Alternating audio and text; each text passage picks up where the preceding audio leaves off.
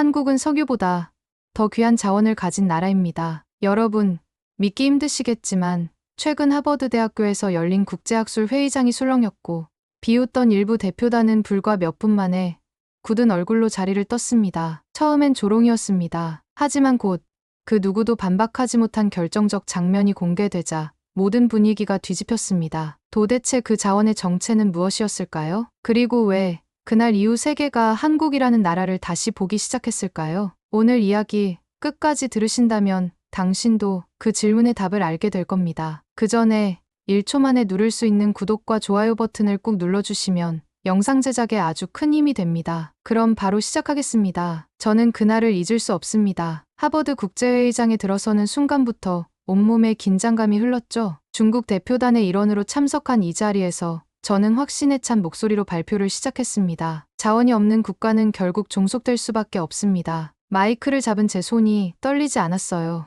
오히려 당당했습니다. 수년간 연구해온 결과를 바탕으로 한 확신이었거든요. 회의장의 시선이 모두 저에게 집중되었습니다. 한국은 예외적인 경우일 뿐입니다. 기적은 오래 못 갑니다. 그 순간 문득 어릴 적 아버지의 모습이 떠올랐어요. 저녁 식사 후 마당에 앉아서 바다 이야기를 하시던 아버지.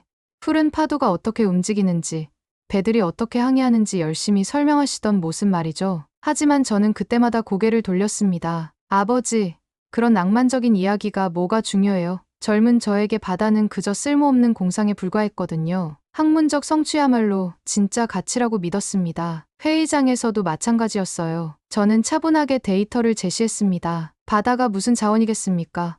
석유도 없고 광물도 없는데 말이죠. 청중들이 고개를 끄덕였습니다. 논리적으로 완벽해 보였거든요. 발표를 마친 후 저는 만족스러웠습니다. 한국이라는 작은 나라가 잠깐 성장했다고 해서 큰 의미는 없다고 생각했어요. 자원의 저주에서 벗어난 예외적 사례일 뿐이라고 확신했습니다. 그런데 왜 가슴 한편이 불편했을까요? 발표 중간중간 아버지의 목소리가 귓가에 맴돌았습니다. 바다는 길이란다 진웨이야. 언젠가 너도 알게 될 거다. 하지만 저는 그 의미를 이해할 수 없었어요. 회의장 밖으로 나서며 저는 스스로에게 말했습니다. 감정적인 생각은 접어두자. 학자는 냉정해야 한다. 하지만 왜 계속 아버지 생각이 날까요? 왜 바다 이야기가 자꾸만 떠오르는 걸까요? 그때는 몰랐습니다. 제가 얼마나 큰 착각을 하고 있었는지, 그리고 곧 그 모든 확신이 산산조각 날 거라는 것을 말이죠. 발표가 끝나자 잠시 휴식 시간이 있었습니다. 저는 동료들과 함께 커피를 마시며 여유롭게 대화를 나누었어요. 모든 게 예상대로 흘러가고 있었습니다. 그런데 질의응답 시간이 시작되자 상황이 달라졌어요. 한 미국 학자가 천천히 일어서더니 날카로운 질문을 던졌습니다. 왕진에이 박사님께 묻고 싶습니다. 그렇다면 한국은 자원 없이 어떻게 이렇게 강해진 건가요? 순간 회의장이 조용해졌어요. 저는 잠깐 당황했지만 곧 진정했습니다. 예상 가능한 질문이었거든요. 그것은 일시적인 현상입니다. 외부 요인과 운이 겹친 결과죠. 하지만 그 학자는 고개를 저었습니다. 정말 그럴까요? 지속적인 성장이 단순히 운으로만 설명될 수 있을까요? 저는 목이 말랐어요. 뭔가 논리의 빈틈이 드러나는 느낌이었습니다. 중국 대표단 동료들도 당황한 기색이 역력했어요. 우리가 준비한 시나리오와 다른 방향으로 흘러가고 있었거든요. 바로 그때였습니다. 회의장 뒤편에서 조용히 손을 든 사람이 있었어요. 진정한 위기는 지금부터였습니다. MIT에서 온 박소연입니다. 잠깐 말씀드려도 될까요? 목소리는 차분했지만 단단했어요. 저는 본능적으로 긴장했습니다. 뭔가 예사롭지 않은 기운이 흘렀거든요. 박소연 교수가 마이크를 잡자 회의장의 분위기가 완전히 바뀌었습니다. 그동안 우리가 주도해온 토론의 흐름이 순식간에 뒤바뀌는 느낌이었어요. 질문해주신 내용에 대해 한국인으로서 답변드리고 싶습니다. 한국인이라는 말에 저는 더욱 긴장했어요. 감정적인 반박이 나올까 걱정됐거든요. 하지만 박소연 교수의 표정은 담담했습니다. 오히려 저보다 더 학자다운 모습이었어요. 왕진에이 박사님의 분석에는 한 가지 중요한 빈틈이 있습니다. 그 순간 저는 등골이 서늘해졌어요. 빈틈이라니, 저는 완벽하다고 생각했는데 말이죠. 회의장의 모든 시선이 박소연 교수에게 집중되었습니다. 커다란 변화가 시작되고 있었어요. 제가 쌓아올린 논리의 성이 흔들리기 시작한 것 같았습니다. 아직 박소연 교수가 본격적으로 말하지도 않았는데 말이죠. 저는 손바닥에 땀이 나기 시작했어요. 과연 어떤 반박이 나올까요? 정말 제 논리에 빈틈이 있었던 걸까요? 박소연 교수가 입을 열었습니다. 그 순간부터 제 세계가 흔들리기 시작했어요. 한국의 진짜 자원은 바다입니다. 바다. 저는 순간 어리둥절했어요. 바다가 자원이라니. 그것도 석유나 가스가 없는 바다가 말이죠. 요르단을 예로 들어보겠습니다. 사막 국가인 요르단은 어떻게 중동의 물류 허브가 되었을까요? 바로 아카바항 때문입니다. 지리적 위치를 활용한 거죠. 박소연 교수의 목소리는 점점 힘이 실렸어요. 저는 무의식 중에 몸을 앞으로 기울였습니다. 한국도 마찬가지입니다. 부산항을 중심으로 한 해양 물류 네트워크. 이것이 한국 경제의 핵심입니다. 부산이라는 단어가 귀에 꽂혔어요. 어디서 많이 들은 이름인데 문득 아버지가 자주 언급하시던 도시 이름이 떠올랐습니다. 우연의 일치일까요? 전 세계 무역의 9.6%가 바다를 통해 이루어집니다. 바다는 단순한 자원이 아니라 생존의 길입니다. 99.6%라는 숫자가 머릿속에서 맴돌았어요. 저는 지금까지 바다를 그저 물덩어리로만 생각했는데 실제로는 거대한 경제 통로였던 거죠. 왕진회의인 제가 점점 집중하게 되었습니다. 박소연 교수의 논리가 단순한 감정론이 아니라는 걸 깨달았거든요. 오히려 제가 놓친 중요한 관점을 제시하고 있었어요. 한국은 이 바다라는 자원을 어떻게 활용했을까요? 첫째, 세계 최고 수준의 조선 기술을 개발했습니다. 둘째, 효율적인 항만 운영 시스템을 구축했습니다. 조선 기술이라는 말에 또다시 아버지 생각이 났어요. 어릴 때 아버지가 배에 대한 이야기를 하실 때 유독 눈이 반짝이셨던 기억이 나거든요. 그때는 왜 그렇게 흥미로워하시는지 몰랐는데. 셋째, 바다를 통한 에너지 확보 전략을 수립했습니다. LNG 터미널, 해상풍력 등 바다에서 답을 찾았습니다. 박소연 교수가 데이터를 제시할 때마다 저는 더욱 당황스러웠어요. 제가 간과한 부분들이 이렇게 많았다니. 바다를 단순히 비어있는 공간으로만 생각했던 제 시각이 얼마나 좁았는지 깨달았습니다. 바다는 흐릅니다. 하지만 한국은 그 흐름을 길로 바꿨습니다. 그 마지막 문장이 가슴에 꽂혔어요. 바다를 길로 바꿨다니. 아버지가 늘 하시던 말씀과 같았거든요. 바다는 길이야. 진회의야. 저는 회의장에 앉아 있었지만 마음은 이미 혼란스러웠습니다. 과연 제가 한국을 제대로 이해하고 있었던 걸까요? 박소연 교수의 발표는 계속되었습니다. 그리고 저는 점점 더 깊은 충격에 빠져들었어요. 한국의 조선 기술은 세계 1위입니다. 세계 선박 주물량의 40% 이상을 한국이 차지하고 있어요. 이것이 바로 바다를 자원으로 활용한 결과입니다. 40%라는 숫자가 머릿속에서 떠나지 않았어요. 저는 지금까지 한국을 과소평가하고 있었던 걸까요? 부산항은 세계 6위의 컨테이너 항만입니다. 하루에 처리하는 물동량만 해도 수십만 TEU에 달하죠. 이런 해운 인프라가 어떻게 하루아침에 만들어졌겠습니까? 박소연 교수가 말할 때마다 중국 대표단은 점점 조용해졌어요. 동료들의 표정에서 당황스러움이 역력했습니다. 우리가 준비한 논리가 하나씩 무너지고 있는 느낌이었거든요. 저 또한 마찬가지였어요. 가슴이 답답하고 목이 말랐습니다. 뭔가 중요한 걸 놓치고 있었다는 생각이 들었어요. 바다는 흐르고 한국은 그 흐름을 길로 바꿨습니다. 또 그 표현이 나왔어요. 바다를 길로 바꿨다니. 저는 무의식 중에 아버지의 얼굴을 떠올렸습니다. 아버지도 비슷한 말씀을 하셨던 것 같은데. 회의가 끝나고 숙소로 돌아온 저는 노트북을 켰어요. 뭔가 확인하고 싶은 게 있었거든요. 부산에 대해 검색해보기 시작했습니다. 부산항의 역사, 조선업의 발전 과정, 해운 산업의 현황. 하나씩 찾아보면서 저는 점점 더 놀랐어요. 제가 알고 있던 것보다 훨씬 복잡하고 체계적인 시스템이 구축되어 있었거든요. 그러다가 우연히 한 기사를 발견했습니다. 1987년 부산항에서 일하던 외국인 노동자들에 대한 인터뷰 기사였어요. 그 중에서 한 이름이 눈에 띄었습니다. 왕민청 씨의 증언. 왕민청. 저는 화면을 뚫어져라 쳐다봤어요. 설마 이 이름이 아버지 이름과 같다니 손이 떨렸습니다. 마우스를 클릭하기가 두려웠어요. 하지만 호기심을 참을 수 없었습니다. 기사를 열어보았습니다. 중국에서 온 왕민청 씨는 부산 조선소에서 10년간 근무했다. 그는 한국의 조선 기술 발전을 가장 가까이서 지켜본 증인 중 하나다. 저는 의자에서 일어날 수 없었어요. 아버지가, 정말 아버지가 한국에서 일하셨던 건가요? 그것도 조선소에서 말이죠. 갑자기 어릴 적 아버지의 바다 이야기가 다르게 들렸어요. 단순한 낭만이 아니라 실제 경험담이었을 수도 있겠다는 생각이 들었거든요. 저는 그날 밤 잠들 수 없었습니다. 제가 무시했던 한국의 바다가 아버지와 어떤 연결고리가 있을까요? 다음 날 회의에서 박소연 교수는 더욱 놀라운 이야기를 꺼냈습니다. 한국의 바다는 이제 방산 수출까지 가능하게 만들었습니다. 방산 수출이라니. 저는 귀를 의심했어요. 바다와 방산이 무슨 관련이 있다는 걸까요? 한국의 함정 기술, 잠수함 기술은 모두 조선업에서 축적된 노하우를 바탕으로 합니다. KSSIII 잠수함, KDX 그 결과물이죠. 박소연 교수가 제시한 데이터는 충격적이었어요. 한국이 전 세계에 수출하는 무기 중 상당 부분이 해양 관련 기술에서 나온다는 거였거든요. 2023년 한국의 방산 수출액은 172억 달러를 기록했습니다. 이 중 해양 플랫폼 관련 기술이 차지하는 비중이 상당합니다. 172억 달러 어마어마한 숫자였어요. 저는 한국을 너무 단순하게 평가했던 것 같습니다. 회의가 끝나고 저는 급하게 어머니께 전화를 걸었어요. 도저히 궁금함을 참을 수 없었거든요. 어머니, 혹시 아버지가 젊으셨을 때 한국에서 일하신 적 있나요? 전화 너머로 잠깐의 침묵이 흘렀습니다. 그리고 어머니의 목소리가 들렸어요. 그래, 내 아버지는 내가 태어나기 전에 한국의 배에서 일했지.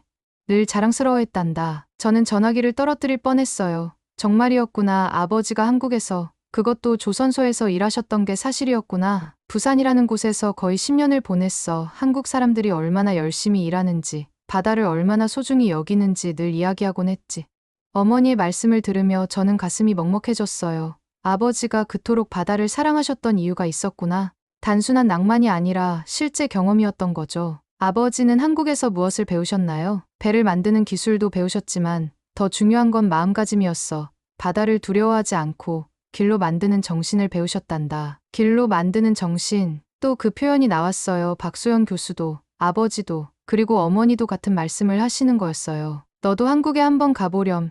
내 아버지의 청춘이 거기 있으니까. 전화를 끊고 저는 한참을 멍하니 앉아 있었습니다. 제가 그토록 무시했던 한국의 바다가 아버지의 인생과 이렇게 깊이 연결되어 있었다니. 아버지조차 존경했던 한국의 바다를 제가 폄하했다는 사실이 부끄러웠어요. 저는 과연 무엇을 잘못 생각하고 있었던 걸까요? 그날 밤 저는 아버지의 방에 들어가 오래된 서랍을 열어보았습니다. 혹시 한국 관련 자료가 있을지 궁금했거든요. 아버지의 오래된 서랍 깊숙이에서 낡은 일기장 하나를 발견했습니다.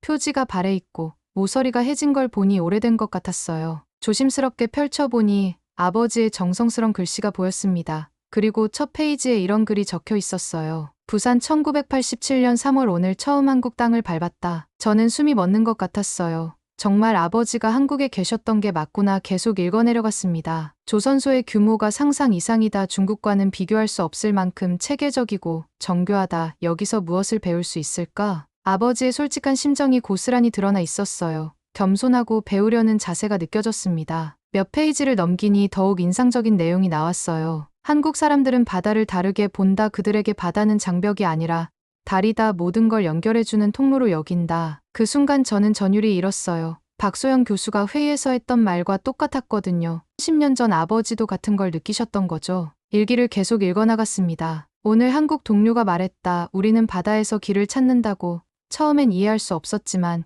이제 조금 알 것 같다. 바다는 흐름이 아니라 생명이다. 바다는 흐름이 아니라 생명이다. 저는 일기장을 가슴에 꼭 안았어요. 아버지가 한국에서 느끼셨던 감동이 고스란히 전해졌거든요. 부산의 바다는 특별하다. 여기서 만든 배들이 전 세계로 나간다. 이 작은 나라가 바다를 통해 세계와 소통하고 있다. 저는 눈물이 났어요. 아버지가 이미 30년 전에 한국의 잠재력을 알아보셨던 거였어요. 그런데 저는 그 모든 걸 무시하고 폄하했던 거죠. 일기의 마지막 부분에는 이런 문장이 있었습니다. 언젠가 내 아들도 이 바다의 의미를 알게 되기를 바란다. 논문보다 깊은 바다가 있다는 것을. 논문보다 깊은 바다. 저는 그동안 논문과 데이터에만 매몰되어 있었어요. 정작 중요한 건 놓치고 있었던 거죠. 저는 일기장을 덮고 창문 너머를 바라봤습니다. 캠브리지의 밤하늘이 보였어요. 하지만 제 마음은 이미 바다 건너 한국에 가 있었습니다. 처음으로 한국을 존경의 시선으로 바라보게 되었어요. 단순히 운 좋은 나라가 아니라 바다라는 자원을 지혜롭게 활용한 나라로 말이죠. 아버지가 그토록 사랑하셨던 한국의 바다. 저도 이제 그 의미를 조금씩 이해하기 시작했습니다. 그날 밤 저는 한 가지 결심을 했어요. 직접 한국에 가보자. 아버지의 청춘이 있던 그 바다를 내 눈으로 확인해보자. 결심을 굳인 저는 서울 출장을 신청했습니다. 공식적으로는 학술 교류가 목적이었지만 진짜 이유는 아버지의 흔적을 찾는 거였어요. 먼저 박소연 교수에게 감사 메일을 보냈습니다. 교수님의 발표 덕분에 새로운 관점을 얻게 되었습니다. 한국 방문 시 뵐 수 있다면 영광이겠습니다. 박소연 교수는 흔쾌히 만남을 수락해 주셨어요. 그리고 부산도 꼭 가보시길 권합니다. 라는 조언을 해주셨죠. 인천공항에 도착한 순간부터 뭔가 다른 기운을 느꼈어요. 공항 자체가 하나의 거대한 허브 같았거든요. 세계 각국에서 온 사람들이 분주히 오가는 모습을 보며 한국의 역동성을 실감했습니다. 서울에서 며칠 머무른 후 저는 K를 타고 부산으로 향했어요. 창밖 풍경이 빠르게 지나가는 동안 마음이 설렜습니다. 드디어 아버지가 젊은 시절을 보내셨던 그 도시에 가는 거니까요. 부산역에 도착하자마자 저는 택시를 타고 아버지가 일하셨던 조선소 근처로 갔어요. 물론 30년이 지난 지금은 많이 달라져 있겠지만 그래도 흔적은 남아있을 거라고 생각했거든요. 항구 근처에서 내려 천천히 걸었습니다. 바다 냄새가 코끝에 스며들었어요. 이 냄새를 아버지도 맡으셨을까 싶어 괜히 감동스러웠습니다. 걷다 보니 낡은 식당 하나가 눈에 띄었어요. 항구 식당이라는 간판이 정겨워 보였습니다. 들어가서 식사를 하며 주인 할아버지께 조심스럽게 물어봤어요. 혹시 80년대에 여기 조선소에서 일한 중국 사람들 기억하시나요? 할아버지는 잠깐 생각하시더니 고개를 끄덕이셨어요. 그럼 그때 중국에서 온 친구들 많았지. 참 성실하게 일했어. 저는 가슴이 뛰었어요. 혹시나 해서 물어봤습니다. 왕민청이라는 분 혹시 기억하시나요? 할아버지의 눈이 반짝였어요. 왕민청 씨, 그 사람 참 성실했지. 매일 밤 바다를 보며 이런 말했어.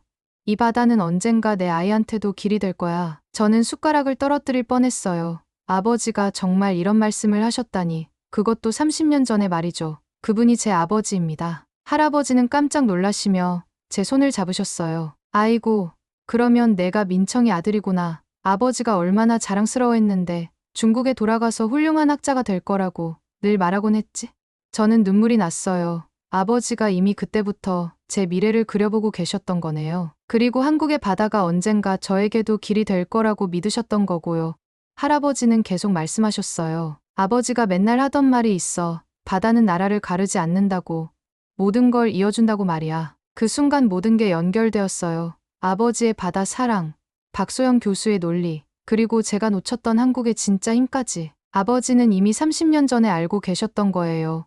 한국의 바다가 어떤 의미인지, 그리고 그것이 미래에 어떤 가치를 가질지 말이죠. 부산에서 보낸 며칠은 제 인생을 완전히 바꿔놓았습니다. 항구를 걸으며 아버지의 발자취를 따라가는 동안 저는 많은 것을 깨달았어요. 한국으로 돌아온 후 저는 학술지에 새로운 논문을 기고하기로 했습니다. 제목부터 완전히 달랐어요. 바다를 자원으로 본 나라의 지혜였거든요. 논문의 첫 문장은 이렇게 시작했습니다. 나는 바다를 논리로만 접근했다. 그러나 어떤 나라는 그 바다를 살아냈다. 솔직한 고백이었어요. 제가 얼마나 편협한 시각을 가지고 있었는지 인정하는 글이었죠. 한국은 자원이 없는 나라가 아니다. 바다라는 거대한 자원을 가진 나라다. 그들은 이 자원을 단순히 소유하지 않았다. 활용했다. 논문을 쓰면서 저는 박소영 교수에게도 메일을 보냈어요. 감사 인사와 함께 제 변화를 알렸습니다. 교수님 덕분에 새로운 눈을 뜨게 되었습니다. 한국의 바다가 얼마나 소중한 자원인지 이제야 깨달았어요. 박소영 교수는 따뜻한 답장을 보내주셨습니다. 진정한 학자는 자신의 잘못을 인정할 줄 아는 사람입니다.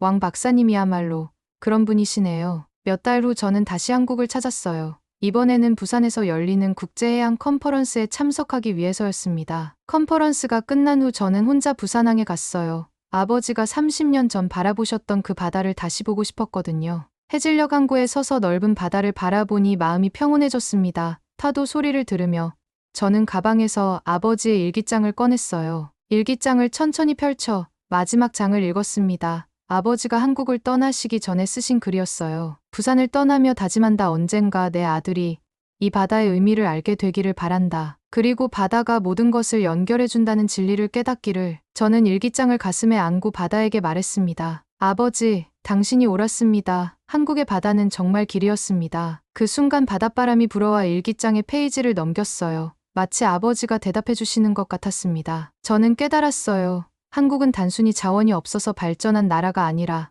바다라는 자원을 지혜롭게 활용해서 길을 만든 나라라는 것을. 그리고 그 길 위에서 아버지도 저도 우리 모두가 연결되어 있다는 것을 말이죠. 해가 완전히 지고 어둠이 내릴 때까지 저는 그 자리에 서 있었습니다. 바다를 몰랐던 나라의 학자에서 바다의 가치를 아는 사람으로 변한 제 자신을 받아들이면서 말이에요. 한국의 바다는 정말 모든 것을 연결해 주었습니다. 과거와 현재를, 아버지와 아들을, 그리고 서로 다른 나라의 마음까지도.